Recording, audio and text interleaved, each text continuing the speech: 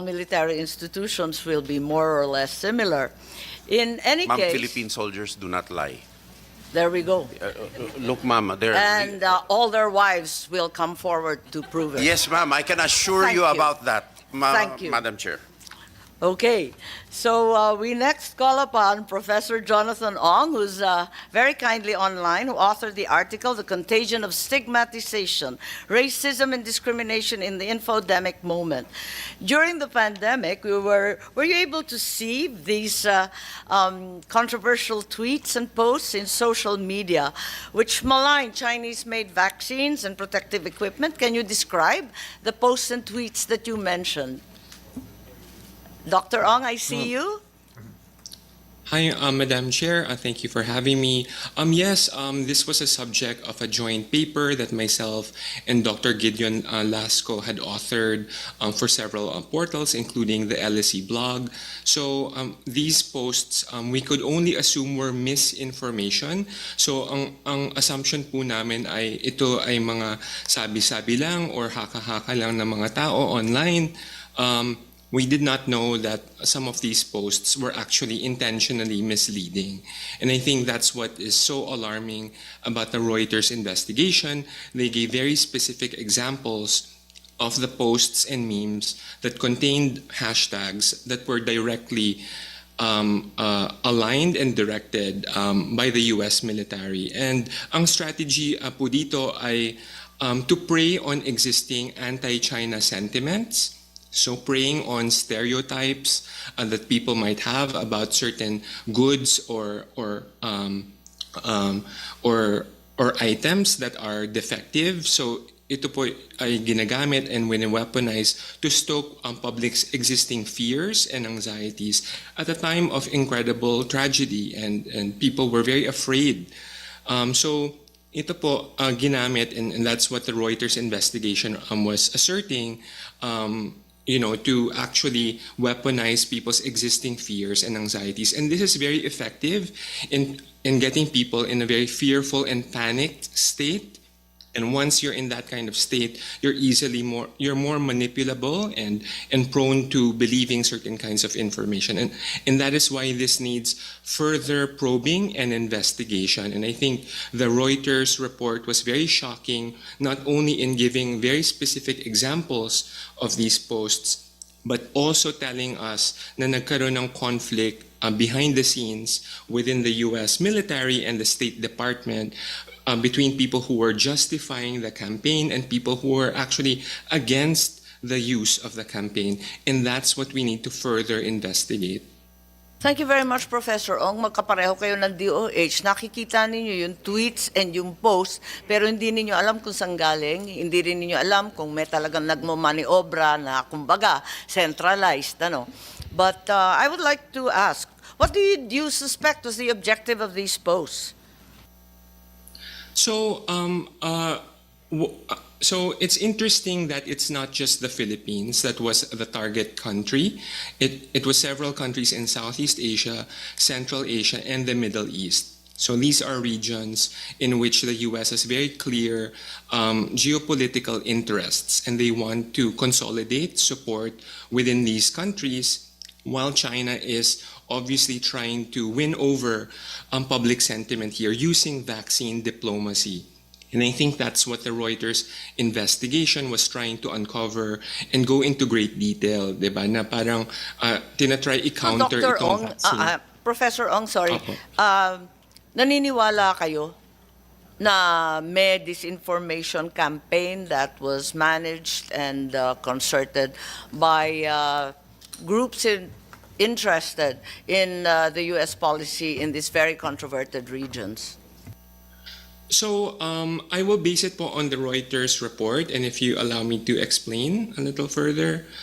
So the Reuters report was very detailed in identifying people they had interviewed, US-based diplomats and also former military officials who were very critical of the campaign. And I think that's yung power ng story in the Reuters report is they based it off people's testimonies and anonymous testimonies saying that they had actually objected to employing this disinformation campaign in these countries na may military interests ang United States.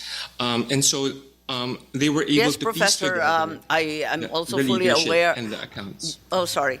Professor, yes, I know many American citizens as well as government officials who are horrified by the notion that such a campaign was undertaken by the Pentagon. So you feel somehow that this is real, even if you did not observe any systematic proliferation of disinformation. So I did not have access to that level of data. To be able to access this kind of information, kailangan natin ng verification from social media platforms themselves. And I think that's what the Reuters reporters did. Once they identified the 300 accounts that were guilty of engineering that hashtag, they consulted Twitter, now called X, whether indeed their suspicions were correct, and they verified that. They actually verified that and took down those accounts. But if I may add, Madam Chair, I have additional questions about this kind of reporting. And if I may ask those questions for you to further probe through your office. Yes, I'm happy to hear them now, or you can submit them confidentially if you don't want to reveal them at this point. Yeah, I'm happy to share some of these questions now. Yes, if you can do it very quickly, we have Okay. quite a long way to go. Sige po. So, unang-una, what is striking to me as a disinformation researcher who is very knowledgeable about the kinds of disinformation campaigns, how they are organized behind the scenes, and the quality and the tone in which they are expressed online. It's interesting na yung examples that they gave ng Reuters is translated in the local languages. So, designed siya in Washington, D.C. by the U.S. military, but they are translated in Filipino. But they're also translated around into different countries and made to spread across the countries. We need to ask, therefore, are there possibility of subcontractors that the U.S. military enlisted? And who might those subcontractors be? And where are they located?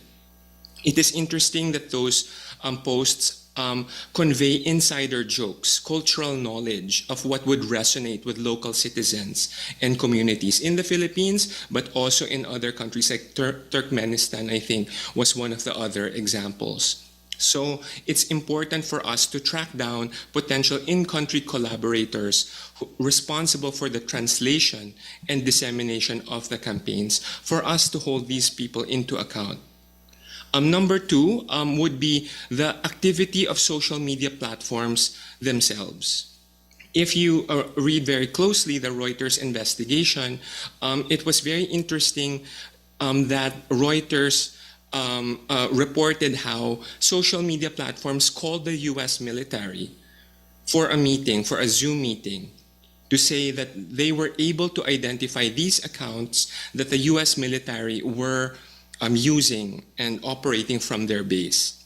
But did these social media platforms, particularly Facebook, which was identified in the Reuters report, did they communicate this to the Philippines office of Facebook? Did they communicate this to any Philippines government official who they should also be held into account for? So these social media platforms are obviously, their headquarters are in the United States, but they must be That's correct, accountable yes. to us as well. So I Yes. think those are two important They questions. haven't even turned up this morning, Professor Ong. Yeah, and I think those are important questions that an independent body of researchers should be able to get access to, and I think your office should feel empowered to commission an independent, deep investigation here. Thank you. Thank you very much, Professor Ong. That's very helpful, and those are certainly leads that we need to follow up on. Meanwhile, we go back to the DOH and Vince Dizon, and admitted by us all here. During the first 6 months, there was a very low vaccination rate until the very end of 2021, and the rate at that point was 20%.